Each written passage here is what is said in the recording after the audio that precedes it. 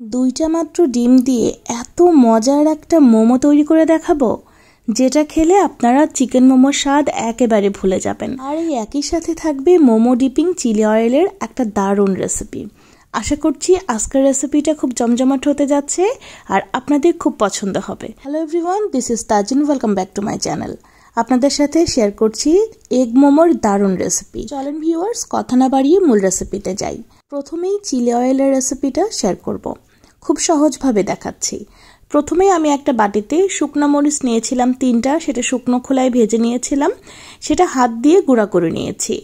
এরপরে এখানে দিয়ে দিচ্ছি আমি 1 চা চামচ পরিমাণ সাদা তিল, সেটাকেও শুকনো খোলায় ভেজে নিয়েছি। সাধারণত এই দুটো জিনিসই কেউ ভেজে নেয় না, তবে আমি ভেজে দেখেছি এর স্বাদ খুব ভালো আসে। আপনারাও চেষ্টা করবেন শুকনো খোলায় ভেজে নেওয়ার জন্য। আমি এখানে 1/2 চা চামচ লবণ দিয়ে দিয়েছি। এরপরে দিয়ে দিচ্ছি 1/2 চা চামচ মরিচের গুঁড়া। যে যতটা ঝাল খেতে পছন্দ করেন সে অনুযায়ী দিতে হবে। এখন কড়াই দিয়ে দিচ্ছি তেল। এটা আমি সয়াবিন তেলে নিয়েছি, রান্নার যে সয়াবিন তেলটা থাকে। আর এখানে দিয়ে দিয়েছি আমি 1/2 চা চামচের মতো রসুন কুচি। এটা অবশ্যই ব্যবহার করতে হবে। এটা যখন লালচে হয়ে এসেছে দেখেন, এই পর্যায়ে আমি এই রসুন সহ এই তেলটা এর মধ্যে ঢেলে দিচ্ছি। তবে আপনারা চাইলে রসুন, যে ভাজা রসুনটা কিন্তু ফেলে দিতে পারেন। আমি দিয়েছি, এটার সাথে মোমোটা খেতে খুব ভালো লাগে। ভাজা রসুন, তারপরে ভাজা তিল, আর এর সাথে শুকনো মরিচ ভাজা। ভাবেন তো এত দারুণ একটা অ্যারোমা বের হচ্ছে, সত্যি অসাধারণ। এখন কড়াইতে দিয়ে দিচ্ছি তেল, আর এখন এখানে দিয়ে দিচ্ছি 2টা ডিম। আমি এখানে 2টা ডিম একটুখানি কড়াইটা গরম হতে হতেই দিয়ে দিয়েছি। অনেক বেশি তেল গরম করে ডিমটা অনেক বেশি সময় ধরে ভাজা যাবে না, এতে করে ডিমটা অনেক বেশি শক্ত হয়ে যাবে। মানে ডিম বেশিক্ষণ ধরে আমরা ভাজবো না। এরপরে যেহেতু আমাদের পেঁয়াজের সাথে ভাজতে হবে, তাই একটু আগে ভাগেই তুলে নিচ্ছি। একটু স্ক্রাম্বল করে নিয়েছিলাম। আর এখন দেখেন কাঁচামরিচ কুচি নিয়েছি, রসুন কুচি, আদা কুচি, আর নিয়েছি এখানে পেঁয়াজ। এখন এই সব কিছুই একে একে আমি তেলের মধ্যে দিয়ে দিচ্ছি।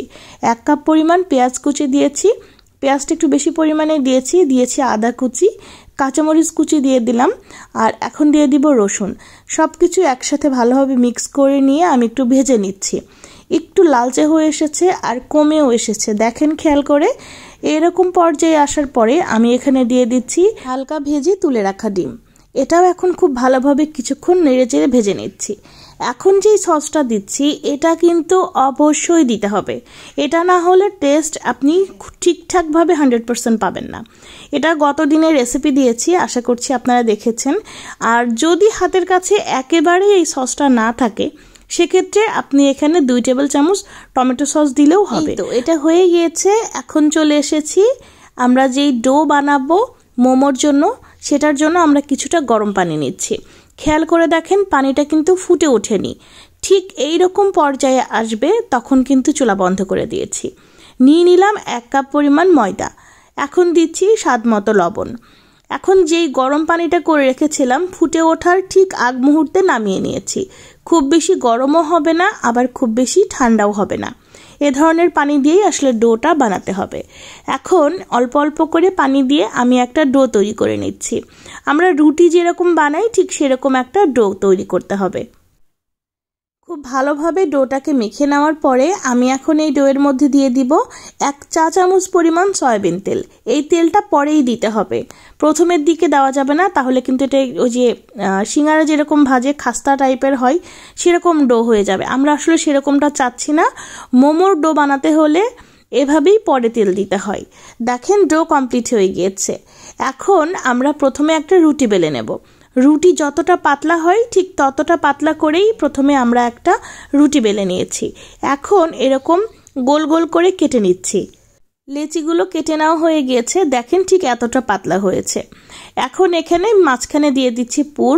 আর মোমোর ভাজটা কিন্তু দেওয়া খুবই সহজ, আপনারা প্রথমবারেই কিন্তু পেরে যাবেন। আর যদি নাও হয় ঠিকঠাক, সেটাও কোনো ব্যাপার নেই, পুলি পিঠার মতো বানিয়ে রাখলেও কিন্তু হবে, কারণ খেতে টেস্ট তো একই, তাই না? ডিজাইনে আসলেই কোনো কিছু আসে যায় না, তারপরেও সৌন্দর্যের একটা ব্যাপার আছে এবং এটা খুবই সহজ।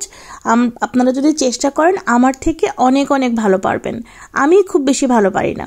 যাই হোক, মোমোর ভাজ দেওয়া হয়ে গিয়েছে আর সবগুলো কিন্তু আমি এখন চুলায় স্টিম করব। তবে আপনারা চাইলে রাইস কুকারের যেই প্লাস্টিকের যে একটা জালি থাকে সেখানেও কিন্তু আপনারা এটা স্টিম করে নিতে পারবেন। তবে আমি খুব সহজেই করছি, যেহেতু এর ভিতরের যেই পুরটা আমরা দিয়েছি ডিমের সেটা রান্না করা, তাই এটা হতে খুব বেশিক্ষণ সময় লাগবে না। আমি 10 মিনিটের মতো ভাপ দিয়ে নেব। তবে আপনারা যদি চিকেন এর ভিতরে দিয়ে কখনো মোমো বানাতে চান সেক্ষেত্রে কিন্তু অবশ্যই স্টিমারে দিতে হবে অথবা কড়াইয়ে পানি দিয়ে স্টিম করে নিতে হবে। কোনোভাবেই 10 মিনিটে কিন্তু ভিতরের চিকেনটা ভালোভাবে সিদ্ধ হয় না, তাই অবশ্যই এই ব্যাপারটা খেয়াল রাখবেন। যেহেতু আমাদের আজকের মোমোর ভিতরের পুরটা একদম রান্না করা, তাই এটা 10 মিনিটেই হয়ে যাবে। এই জন্য দেখেন আমি প্রথমেই এরকম একটা স্ট্রেনার নিয়েছি, যেটাতে এখন আমি পার্ট পার্ট করে মোমোগুলোকে সাজিয়ে দিচ্ছি। আচ্ছা, এখানে একটা কথা বলে রাখি, আপনারা যারা নতুন মোমো বানাবেন তারা চেষ্টা করবেন একটার মোমো গায়ে যেন আর একটা লেগে না থাকে, কারণ এটা স্টিম হওয়ার পরে একটার সাথে একটা লেগে থাকে। আমি যেহেতু মাঝে মাঝেই বানাই আর আমার আসলে অভ্যাস হয়ে গিয়েছে, যে কারণে এই স্টিমে দেওয়ার পরেও আমি গরম থাকতে থাকতেই সহজেই তুলে নিই, যে কারণে আর একটার সাথে একটা লেগে যায় না। আপনাদের যদি অভিজ্ঞতা থাকে তাহলে ভালো, আর প্রথমবারের মতো বানালে চেষ্টা করবেন একটার সাথে একটা যেন লেগে না থাকে।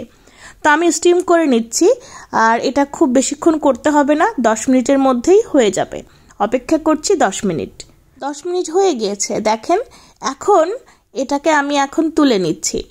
ওই যে বললাম যে গরম থাকা অবস্থাতে একটার সাথে একটা লেগে যায়, এই গরম থাকা অবস্থাতেই কিন্তু একটার সাথে একটা লেগে থাকা অবস্থাতে আপনাকে তাড়াতাড়ি সরিয়ে নিতে হবে।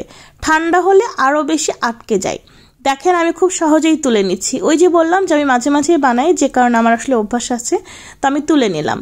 তো এই ছিল আমার আজকের রেসিপি। এটা যে এত মজা হয়েছিল বিশ্বাস করেন ভিউয়ার্স, আপনারা যদি কখনো এটা ট্রাই করে থাকেন আমি জানি এটা আপনাদের পছন্দ হবেই হবে।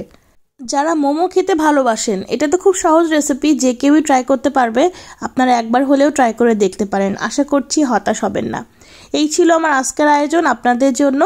সবাই ভালো থাকবেন, সুস্থ থাকবেন। আমার জন্য দোয়া করবেন, আমার পরিবারের জন্য দোয়া করবেন। আল্লাহ হাফেজ।